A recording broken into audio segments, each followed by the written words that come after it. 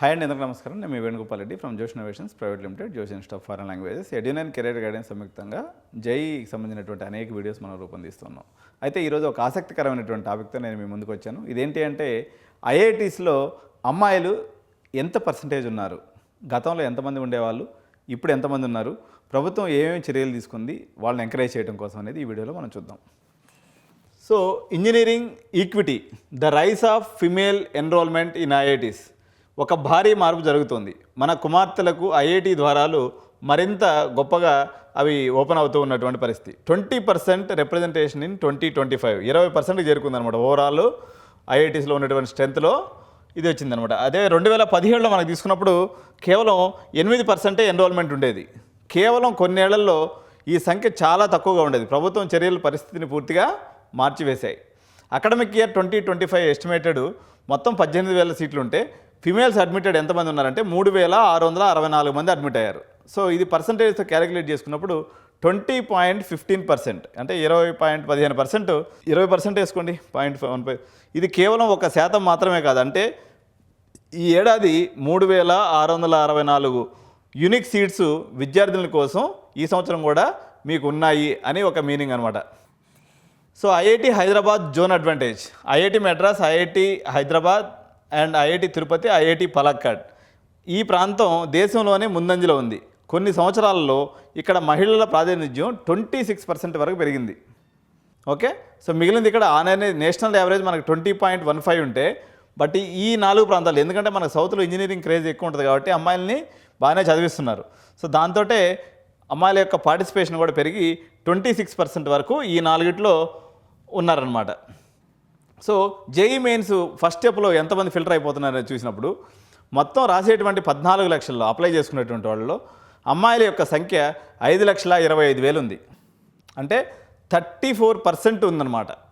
1/3 అమ్మాయిలు జేఈ మెయిన్స్కి అప్లై చేసుకున్న వాళ్ళలో ఉన్నారు. మన అమ్మాయిలు ఎందరో పెద్ద కళ్ళకంటూ దరఖాస్తు చేసుకుంటున్నారు, ఆసక్తి ఉంది. దాని తర్వాత ఏం జరుగుతుందని చూసినప్పుడు leaky pipeline of JEE advanced. So మనకి 2.5 లక్షల మంది మొత్తం అడ్వాన్స్కి క్వాలిఫై అయితే అందులో 43,000 నుంచి 46,000 మందే ఇక్కడ 1/3 లేరు. 1/3 వేసుకుంటే మీకు 7×3=21, సో 80,000 ఉండాలి, కానీ అంతమంది కూడా లేరు అనమాట. సో 43,000 నుంచి 46,000 ఉంది. ఈ రేషియో 4 అబ్బాయిలకి కేవలం 1 అమ్మాయి మాత్రమే ఫైనల్ ఎగ్జామ్ రాస్తుంది. సో రాసినటువంటి 46,000 మందిలో ఎంతమందికి వస్తుంది? సో ఇక్కడ మీరు గమనించండి, 3,664, అంటే ఆల్మోస్ట్ 10%. మీకు ఒకసారి జేఈ అడ్వాన్స్ క్వాలిఫై అయ్యారంటే అందులో 10% మందికి సీట్లు వస్తున్నాయి. సో మనం సగంలోనే ఎందుకు ఆగిపోతున్నాం అంటే వైఫల్యం భయం లేకుండా, మీరు మెంటర్షిప్ లోపం లేకుండా చివరి పరీక్షకి ముందే తప్పుకోకుండా ముందుకెళ్తే ఈ విజయం అనేది మీకు దొరుకుతుంది. సో ద సొల్యూషన్ ఏంటి? Super numerary seat scheme introduced in 2018. సమస్యను గుర్తించినటువంటి ప్రభుత్వం ప్రతి ఐఐటీలో 20% మంది మహిళలు ఉండేలాగా ఒక నిర్దిష్టమైనటువంటి పరిష్కారాన్ని రూపొందించింది. సో సూపర్ న్యూమరరీ సీట్స్ అంటే ఇది ఓన్లీ ఫీమేల్ కోటా. నార్మల్గా ఎలా ఉంటుంది, బాయ్స్ అండ్ గర్ల్స్ కలిపి స్టాండర్డ్ మెరిట్ పూల్ ఉంటుంది. ఇది కాకుండా దీనిపైన మళ్ళీ 20% ఉమెన్స్ కోటాని తీసుకొచ్చిందనమాట. ఈ సీట్లు మొత్తం సీట్లకు అదనంగా చేర్చబడ్డాయి. ఇవి మగ అభ్యర్థులకు అందుబాటులో ఉన్న సీట్ల సంఖ్యను తగ్గించవు. చాలామంది ఇలా అపోహపడుతూ ఉంటారు, మా సీట్లన్నీ అమ్మాయిలు తీసుకెళ్ళిపోతున్నారు. మీకు ఉన్నటువంటి సీట్లు కాదు, on top of it 20% add చేసిండ్రు ఐఐటీస్లో. ఫైనాన్షియల్ సపోర్ట్ అండ్ స్కాలర్షిప్, నేను ఇంతకుముందు వీడియోలో కూడా చెప్పిన ప్రగతి స్కాలర్షిప్ అని చెప్పేసి ఒకటి ఉంది. 50,000 పర్ ఇయర్ 10,000 మంది అమ్మాయిలకి ఇస్తారు.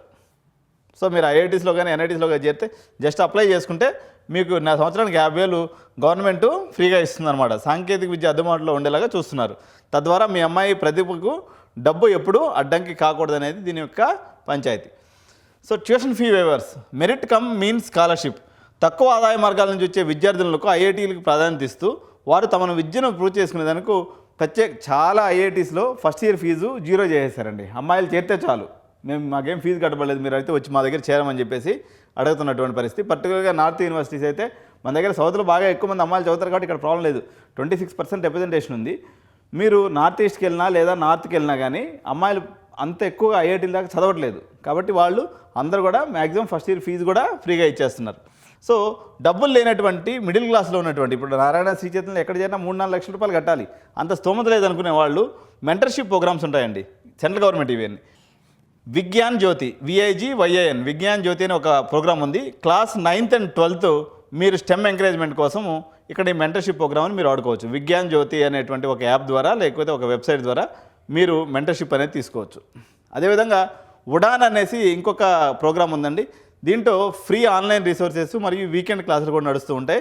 సో JEE మెయిన్స్కి సంబంధించినటువంటి ఈ కఠినమైనటువంటి ప్రవేశ పరీక్షలను సిద్ధం కావడానికి ప్రభుత్వం ఉచిత టూల్స్ మరియు శిక్షణ కూడా అందిస్తూ ఉంది. సో ఇది ఒకసారి మీరు స్క్రీన్ షాట్ తీసుకోండి, ఎవరైనా ఇంట్రెస్ట్ ఉంటే. 9th నుంచి 12th మధ్యలో ఉన్నటువంటి పిల్లలు ఈ ప్రోగ్రామ్ని యూజ్ చేసుకొని మీరు 3-4 లక్షలు లేకుండా గవర్నమెంట్ కాలేజీలు చదువుతూ కూడా ఇటువంటి దాన్ని తీసుకోవచ్చు. లేదా మన గురుకుల పాఠశాలలో కూడా చాలా దిక్కుల్లో మీకు JEE కోచింగ్ అనేది మెరిటోరియస్ స్టూడెంట్స్కి, ఎవరికైతే ఇంటర్మీడియట్లో ఫస్ట్ ఇయర్లో మీకు ఒక 95% వచ్చిందనుకోండి, లేదా 90% వస్తే వాళ్ళని JEE కోచింగ్కి వాళ్ళే రికమెండ్ చేస్తున్నారు, వాళ్ళే JEE కోచింగ్ కూడా ఇప్పిస్తున్నారు. అలా చదువుకుని మంచి మార్కులు తెచ్చుకున్న విద్యార్థులు చాలామంది ఉన్నారు. So campus inclusivity and safety, female faculty మెంటర్స్ని తీసుకొచ్చారు. ఎందుకంటే అమ్మాయిల పర్సంటేజ్ తక్కువ ఉన్నందువల్ల మేల్ డామినేషన్ IITsలో మొదటి నుంచి ఎక్కువే. దాన్ని తగ్గించడం కోసం ఫిమేల్ ఫ్యాకల్టీ మెంటర్స్ని తీసుకొచ్చారు. ఇంప్రూవ్డ్ హాస్టల్ సెక్యూరిటీ, హాస్టల్లో కూడా అమ్మాయిల హాస్టల్ని మంచిగా తీర్చిదిద్దటం, అక్కడ వార్డర్ని పెట్టడం, సెక్యూరిటీ బందోబస్తు చేయటం, వాళ్ళ యొక్క కాంప్లైన్సెస్ ఏదైనా ఉంటే వాళ్ళు సీరియస్గా టేకింగ్ చేయడం అనేది ఇప్పుడు బాగా పెరిగింది. మహిళలకు క్యాంపస్లు స్వాగతించేలా మరియు సురక్షితంగా ఉండేలా చేయడానికి మహిళా మెంటర్లు నియమించడం మరియు వసతులను మెరుగుపరచడం అనేది IITలకి తప్పనిసరిగా చేసింది కేంద్ర ప్రభుత్వం. So the opportunity is real, the path is complex. ప్రభుత్వం పునాది వేసింది, కానీ ఈ 3664 సీట్లలో ఒకదాన్ని దక్కించుకోవాలంటే మీరు సరైన వ్యూహం మరియు మార్గదర్శకత్వం అవసరం. ఎందుకంటే మామూలుగా IITలో సీటు పొందాలన్నట్లయితే 0.86 అంటే 100 మంది రాస్తే ఒకటికే సీటు వస్తుంది. అదే అమ్మాయిల విషయానైతే 100 మంది అమ్మాయిలు JEE అడ్వాన్స్ క్వాలిఫై అయితే 10 మందికి సీట్ వచ్చేస్తుంది. ఇది ఎంత సులభమైన ఈజీ. మీరు వేరే మెడికల్ తీసుకోండి, అమ్మాయిలకు మామూలు కాంపిటీషన్ లేదు మెడికల్లో. 100 మందిలో 70 మంది ఆడలే. మీరు ఆ మెడికల్ చదివినా పెద్ద ఒరిగేది ఏం లేదు. ఆడ కూడా విపరీతమైన కాంపిటీషన్, అదే 40-50 వేలు జీతం, అది బండ పుస్తకాలు చదివి 7 ఏళ్ళు చదవాలి. 5.5 సంవత్సరం MBBS, 3 ఏళ్ళు PG, దాని తర్వాత మళ్ళీ స్పెషలైజేషను, మొత్తం 10 ఏళ్ళు పోతుంది. ఇదైతే 4 ఏళ్ళలో ఖమ్మంగా బయటపడిపోవచ్చు, మంచి ప్యాకేజ్ కొట్టుకో బయటకు వచ్చేయచ్చు. మీరు నిజంగా నీట్ కొట్టే టాలెంట్ ఉన్నవాళ్ళు JEE కొట్టడం, అడ్వాన్స్ కొట్టడం పెద్ద కష్టమేం కాదు. 10% అక్కడ మీకు 3%, 4%. మళ్ళీ తెలంగాణలో అయితే 3 to 4% ఉంది. ఓవరాల్గా నేషనల్లో మంచి గవర్నమెంట్ కాలేజ్కి వెళ్ళాలంటే సో అక్కడ కూడా విపరీతమైనటువంటి కాంపిటీషన్ ఉంది. ఏదో ఒక కాలేజీకి నేను చెప్పేది 3% పైనే కాంపిటీషన్ ఉంది. ఇక్కడ మీకు 10% అవైలబిలిటీ సీట్స్. సో ఇది 9th, 10th చదివేటువంటి పిల్లలు బాగా ఆలోచించాలి. మీరు బైపీసీకి వెళ్ళాలా, ఎంపీసీకి వెళ్ళాలనేది. ఇంకొకటి, మా దగ్గర సైకోమెట్రిక్ అనాలిసిస్ అని ఒక టూల్ ఉందండి. మీరు ఈ సైకోమెట్రిక్ అనాలిసిస్ చేయించుకుంటే మీరు లాజికల్ స్కిల్, యాప్టిట్యూడు, అదేవిధంగా వెర్బల్ స్కిల్స్, మ్యాథమెటికల్ స్కిల్స్ ఏ రకంగా ఉన్నాయనేది ఈజీగా మేము అసెస్ చేస్తాం. సో వాళ్ళు బైపీసీ ఓరియంటెడ్ స్టూడెంట్స్ అయితే నిజంగా బైపీసీకి పంపించండి. వాళ్ళు మంచిగా మ్యాథ్స్ చేసే స్టూడెంట్స్ని తీసుకెళ్ళేసి మీరు బైపీసీలో వేస్తే they will not feel comfortable. So వాళ్ళకి ఏది ఇష్టమో గుర్తించుకోవడానికి, ఏది ఇష్టమో ఫైండ్ అవుట్ చేయడానికి సైంటిఫిక్ మెథడ్సే సైకోమెట్రిక్ అనాలిసిస్. ఈ అనాలిసిస్ని బేస్ చేసుకొని సీనియర్ మెంటర్స్ మీకు ఎటు వెళ్తే బాగుంటుంది, దాంట్లో ఉన్నటువంటి ప్రోస్ ఏంటి, కాన్స్ ఏంటి డీటెయిల్డ్గా చెప్తాం. కాబట్టి మనము ఎవరైతే సచిన్ లాగా సిక్సర్ కొట్టాలంటే గ్యాప్ చూసి కొట్టాలండి. అంతేగాని ఇట్లా కళ్ళు మూసుకొని బ్యాట్ ఊపితే అది క్యాచ్ అయిపోతుంది, లైఫ్ ఆగమైపోతుంది. సో ఇలాంటి మరిన్ని ఇంట్రెస్టింగ్ వీడియోస్తో ఎడ్యునైన్ ఎప్పటికప్పుడు మీ ముందుంటుంది కాబట్టి so please do subscribe and like the video and bell button press చేయడం మాత్రం మర్చిపోవద్దు. Thank you so much. జై హింద్, జై భారత్.